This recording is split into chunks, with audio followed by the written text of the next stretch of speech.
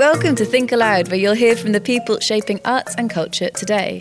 Join me as we consider new ideas and approach old ones from new angles to cast some light on the most exciting things happening right now in the arts.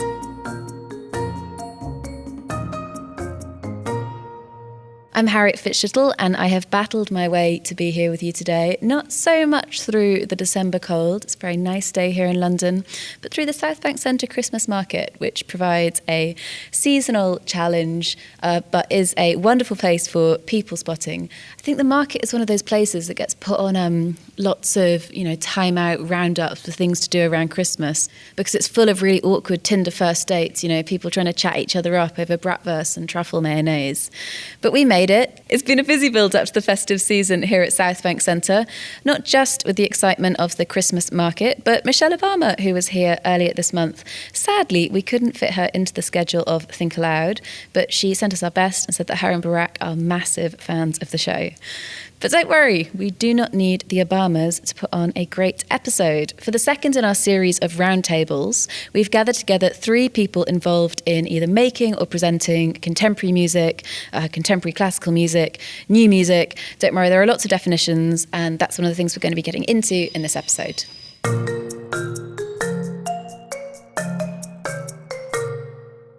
Today we have moved out of our regular haunt for the podcast, which is a very small, stuffy dressing room in the kind of backer reaches of the Queen Elizabeth Hall. So my guests today should be delighted that we've now got this beautiful view. We're in the top floor of the Royal Festival Hall, looking out on this balcony to the Houses of Parliament, the London Eye and the inescapable Christmas market. Going to go around now and introduce the guests who are with us today. First guest I have is Gillian Moore, who is the music director of the South Bank Centre and one-time aspiring pop star. Am I correct in having done my prep? That was a very long time ago, my goodness. What was the name of your band? Well, I had several bands actually, and I'm actually too embarrassed to say what the names were because, well, the 2 that I can remember were extremely naff, as we used to say in those days in the 80s. A mystery that will hopefully be revealed by the end of the recording. We'll come back to you on that question. Okay. We've also got with us Susanna Eastburn, who is the CEO of Sound of Music, which is the UK's leading arts organisation for new music, and also, as Gillian said, one of the philosophical guiding spirits behind the festival. Correct summation? Yeah, I've never heard myself described like that before, but I like it, although it's a lot to live up to. And it has been great actually talking with Gillian over these last years to really think about what a festival like this can be and say about new music at this time. Which we're going to be getting into. And the last person joining us is Dai Fujikura, who is a Japanese-born, London-based, although mainly aeroplane-based, from what I could gather from our conversation before the recording, composer of contemporary classical music. And you were saying to me that you've known Gillian for 20 years, almost since the start of your career. Yes, I think. My first ensemble piece played by professional was 21 years ago or 20 years ago. I do remember. State of Nation Festival, which you directed, I think. And with the London Sinfonietta. Yeah. And I first met you indeed when you were a student of Darryl Runswick. That's right. At Trinity, Trinity College of Music. That's right, yeah. As it was I was then. the 3rd year, yeah. And here we are, several decades later. That's true. I'm so delighted to be here. Here we are in a Where Are They Now sort of podcast. And we are gathered here today for a general chat about music, but prompted by a specific event coming up in the South Bank Centre calendar, which is the launch of a new festival added to the festival roster here called Soundstate. Now, Gillian, I'm presuming this is in large part your baby. So give us the elevator pitch for the festival. What was missing in the, would we say, market for festivals, the contemporary landscape for festivals that you're filling? So it's the idea that lots and lots of new music happens all the time here at South Bank Centre, but it can get a bit buried because we have 4 resident orchestras, 4 associate orchestras, we have visiting ensembles and orchestras and chamber music. But we just thought it was time to shine a light on all of that.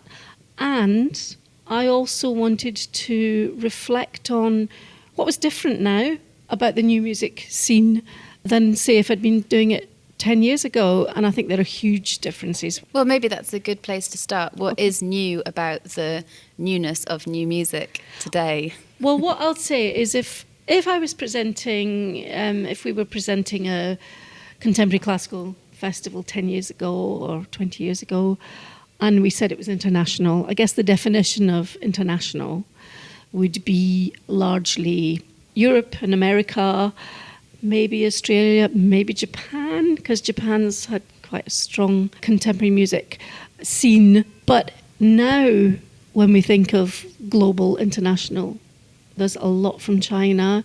We have a Pakistani musician, we have a Balinese composer, Chinese composer. We have quite a lot of Eastern European and Iran and Turkey, as well as America and Europe and Britain and all of that. So it's much more global. And the other thing, of course, is the gender balance.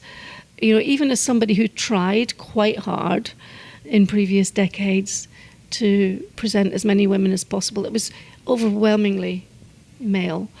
And now it's just not possible to do that. There's no need to do that. You know, there are just so many powerful creative figures. So we don't question the fact that they are major creative figures in the world. Whereas when I started working in the 1980s in this world, it was possible for leading people to say, as they did say, there just are no good women composers. That was up for debate. Yeah. Let's get into the first of perhaps several definitions, which is, you said contemporary classical. I know, Di, if I Google you, this is kind of which I did. Okay. Of course. I mean, that's really the the base level of prep that I could have done for this interview. ask what that is, but yeah, what would you find? Well, the first thing that comes up is you're a contemporary classical composer, so I thought you'd be the right person to begin conversation about what those two words mean when put together, which is something that you've probably thought about a huge amount, other people not so much. Well, I don't know. I mean, well, I also I have my own music festival in Tokyo Metropolitan Theatre, and there I do one day, all day new music festival, but in a completely different genre. We are aiming audience to be from babies to senior, which can go really senior in Japan, and making sure the tickets costs are very, very low, because in Japan it's very high. So it was very nice for us to see audience with 3 generations, from really babies, kids, sisters, brothers, to grandpa is looking after the kids, and so on. So in one concert, there are not half of them, maybe like a third of musicians. They don't read music, but that's not really. Not possible, but it's not really typical for classical contemporary music. But there are many talented people like that in new music, the music which is new music of today. But to understand this distinction, we've got to have a sense of what classical music that is being made today, what that means as a phrase. What counts as classical? I mean, Leonard Bernstein, when he did these lectures on classical music for TV, I think he described it as exact music. So the composer's written it down in one way, and that is basically how it has to be played. It's Susanna. Sorry to come to you with the theory. Gosh, well, classical music is something else. I don't talk about contemporary classical music, and in fact, I was very drawn to and interested in Di was just talking about with your festival, because the reality now is that the way that people are creating and curating and producing music is no longer neatly defined by what was, even 20 years ago, the very clear sense of, like, there was contemporary classical music or there was improvised music, and these were very separate things, and that just simply isn't the case now. And it's funny, I remember being at a conference about 3 years ago in Vienna, and the discussion was about classical music, and the question was asked from the audience, why do we call this music classical as if it's dead? And which I think is a bit unfair, because actually all music, even music that already exists, there's something about a creative discourse with the past, which means that nothing is dead in that way. But classical does have connotations of the past and of hierarchies. It's a Latin word for class. It's like that. It's like class system. So it's not a word I use very often, partly because I don't know. I just think increasingly people are working across many different things. I speak about new music that covers a really wide range of work and ever expanding. Gillian, do you have a defence of the phrase? Not really. I don't like it either. When you say contemporary music in the business, it tends to mean rock and pop and indie. And 20 years ago, when I said contemporary music, I would mean the kind of music that's in Soundstate. It's a sort of shifting thing. I completely agree, and this festival reflects it, that people are working across disciplines all the time, and sometimes across cultures. So, you know, Duyun's piece, clearly she's Chinese, lives in America, collaborating with a Pakistani vocalist. So she is one of many people that Susanna was talking about who's sort of unhampered by boundaries, relaxed about genre. And I guess we should be too. We just have to work hard. Maybe before I finish my professional life, I can come up with a term, or maybe between us we can. In a way, everything is musical today, isn't it?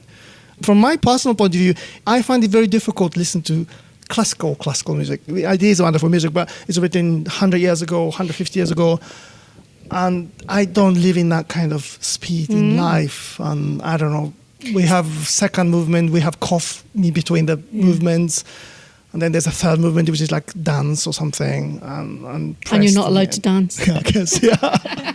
So I don't know, and it's so long, the piece is so long. It's really hard. Therefore, I have a problem with trying to enjoy those kind of music. It's quite difficult for me. Do you mean as a live experience, or do you? So you don't listen to recordings of Beethoven or? Gosh. I do only I must say, I only do it for study purpose. Really? But for the listener at home, we've got to say that Dino looks a bit like a schoolboy who's been told off by his teacher. I'm not telling you off at all. I'm just fascinated. I don't really. I'm absolutely fascinated. Home is difficult because there's always a skip button. Yeah. And then I have to check my Twitter and what's going on Facebook. I don't know. It's just and then there's a classical music. It has always a repeat. Because I just heard that now. You know, I was here. And in fact, many of the composers that I know, not all of them, but many of them are like Di in that they're kind of listening. I know lots of them who are listening to hip hop and listening to all kinds of things. And then you know, if they are listening, and actually, I do think in terms of composers' relationship with listening to other people's music, it is also, there's a sense where there's a kind of territory around it where some things you can listen to and others are just, for whatever reason, particularly if you're in the middle of writing a piece or composing a piece. That's true. So you see what I just did there? I talked about writing a piece, and yet the reality is not so many people are sitting down with pencil and paper anymore, although some are. But it's a funny thing. Even pop musicians, they always say, "Oh, when I'm writing this song," but again, you don't read music. But what did you write? But I think that becomes a kind of phrase, I guess. Yeah, but I mean, you don't. What did you write? Because you don't. They don't. The one I know, they don't read music, so they didn't write down the music. Gillian, Susanna, this is a question I wanted to get to, but Di's kind of been brave and offered his opinion first, which is there a genre that you struggle or have struggled to get on board with and you've had to work a bit harder? Because like you were saying, the work you both do covers so many things. Is there something that you found harder than others to relate to? So with Di, it was traditional classical music that you, I'm going to try and do a deft evasion with this question, because I think, so what I would say is I can't think of a single genre of music where I kind of say I just don't get on with jazz or anything like that. But I would say jazz does come to mind. You're reading too much into it. There's a lot of jazz that I love, but I would say this is one of the exciting things about music, is that for every person listening to something, whether it's in a venue or whether it's online or whatever, every person is having a completely unique experience. They bring themselves to that encounter with the sort of listening to the music, and that might be incredibly enriching, wonderful encounter, or it might be where you just think, oh, I really don't like that. And of course I have things that I don't get on with, but what I'm not going to do is say on this podcast, I'm not going to name any names, I'm afraid. Gillian, you're going to brave an answer. I think I am genuinely omnivorous musically. Last night I was making pizza in my kitchen, and I had on Stravinsky Threni, which I'd just heard, late Stravinsky, which I'd just heard live the night before, and I just felt like I wanted to stay in the world of it. It's not exactly music to make pizza by in the traditional sense, but it was wonderful to listen to it. And then for a series of unconnected reasons, I moved from Threni to Sarah Vaughan to Billie Holiday to Ella Fitzgerald to Oscar Peterson. My son came in and put on some Oscar Peterson. So, that was last night, but my daughter's hip-hop, because she's obsessed with, Stormzy and all the grime and hip-hop and all of that. So, and I really enjoy some of that, although I wouldn't play it with my auntie in the room necessarily because of all the swearing.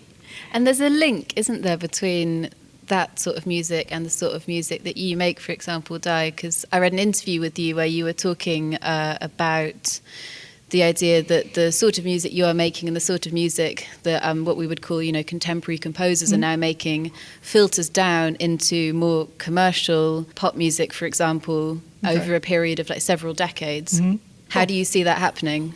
I think it's funny. Okay, funny. I live in London, but when I go to Japan, somebody always asks me to give a talk, and it's never music college. Do you know what kind of sector they ask me? Each time, it's financial sectors.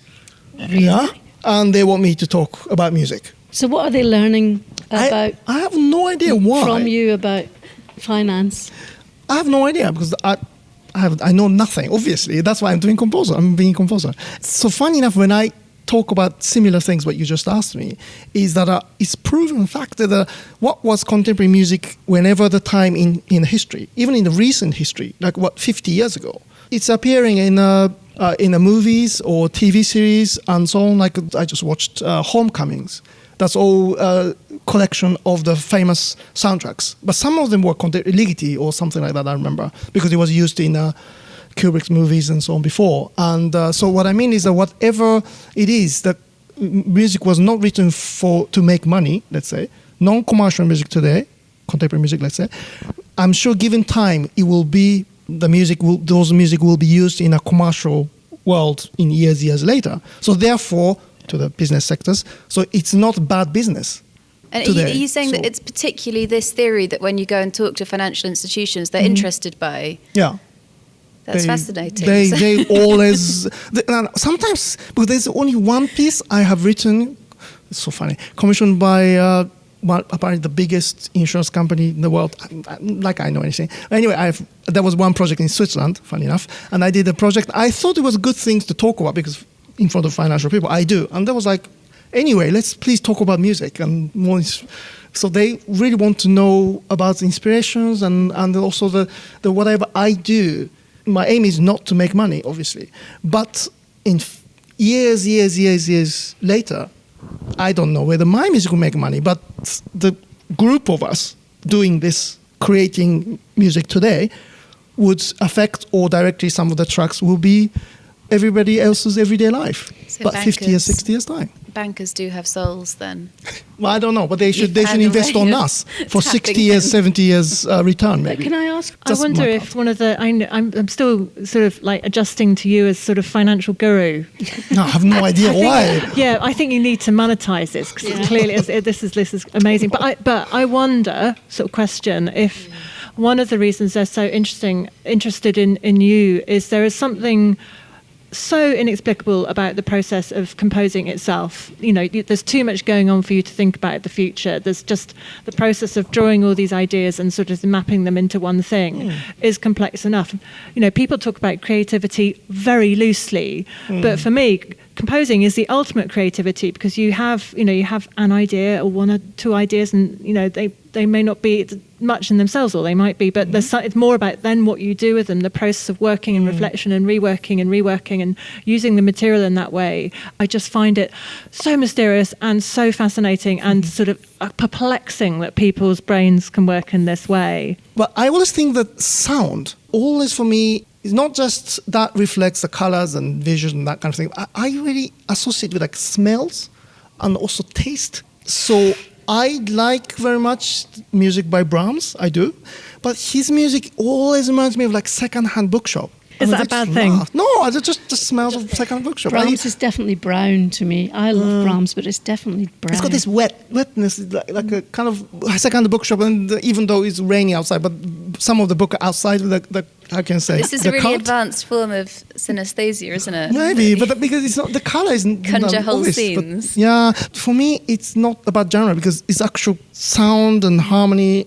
But the sum of the music, whatever the genre it is, when it gives me, just me personally, gives a like bad aftertaste and things like that. I just can't deal with it. Gillian, could It's I nothing. turn this question that you asked Di back on you about the newness of music and whether you're speaking to kind of concerns around you or looking to posterity and to create something that lasts forever. What do you see more of from the people making new music today? Are people more interested in what's happening around them, or are people looking to create masterpieces that last 100 years? I guess I see a variety of things. I do know composers who are quite concerned with their place in the canon, and that's not necessarily a bad thing. It's the way that they've been trained, it's the way that they see their place in the world, and they're very aware of every note that they write. It's got to be the greatest thing and it's got to last. And then I know people who are very concerned with writing pieces that are relevant politically, things that are urgent. And then I know lots of people like Di who are just thinking, how the hell do I get the next sound down on the page, and are not thinking about anything else. So I do think it's a range. I think throughout history there's been that as well. I think quite a lot of very famous pieces were pretty disposable. So, Bach was literally writing a cantata for the next Sunday in a rush to fulfill a function, and I'm sure he would be astonished if he realised they were still being done and regarded as the greatest achievement in human culture. Right, so sort of, musical historicism, that if we actually looked at the concerns of these people, they're actually just trying to be clever because their neighbour had upset them, or making music to respond to a war, or earn a living. Yeah, or just earn a crust. The case of Mozart, I've got to do another concerto, and I've got to perform it. Yeah. I mean, that's the other thing. That's the thing that one of the things that's different now. There certainly was a moment in the 19th century where composer and performer split, and you got this virtuoso performer thing, and the composer became a separate being. And I think we lost something actually then, because the performing aspect became so unattainable, and the composer is also losing that direct contact with his or her audience. I'm quite excited that a lot of that is being reclaimed again. And with Soundstate, there is an emphasis on, at least partially an emphasis on compositions that are, like you said, speaking to the current world that we live in, and that's kind of one of the exciting things, like music holding a mirror up. Could you kind of tell me a bit more about how that plays out in reality? What are people responding to? How do you see like this time being reflected in the music that's being put on at this Festival of New Music? A really striking example of that, I'd say, is actually in Do Hyun's world premiere, which is going to be given by the Aurora Orchestra with Ali Sethi, Pakistani vocalist, and the video artist Khaled Jarrar. That is a piece which Do Hyun was very affected when she was writing this piece by the migration crisis. This is something that was very urgent for her. She wanted to really express this urgency. So I think it is connecting to issues that are really urgent in the world today. Although, and I agree with that, and in some ways I think composers have always done it, and actually, so if you think about Do Hyun's new piece, Where We Lost Our Shadows, yes, it's about migration. That's a very contemporary theme, but it's also a universal theme, and it's sort of things about migration, displacement go back since humanity began. But I would also say, so some composers are doing that. Others, it's a much more, it's a less direct relationship with issues, for want of a better word, but they still feel very relevant and current in ways that you can't quite put your finger on. So, for example, I'm thinking of Rebecca Saunders, for example, who's a wonderful British composer based in Berlin, and her music's not about something in that way, but it's sort of about everything, and it is... Every time thinks that this time is the most complex time there's ever been, but I really think this time is the most complex time. The sort of challenges and threats that are being faced globally as well as on a very individual level in many parts of the world. The importance of creative expression, the importance of art and contemporary music and of new music to sort of somehow help us emotionally to navigate these incredibly traumatic times feels stronger than ever. And it's completely fine for that to be done in a way that's not direct, but is also quite abstract. Both ways are valid. It's really, Duyan's also, and she wrote this wonderful opera, Angel's Bone, which won the Pulitzer Prize in 2017. And it's basically about trafficking. It's about two angels who fall from the sky into a middle-class couple's garden.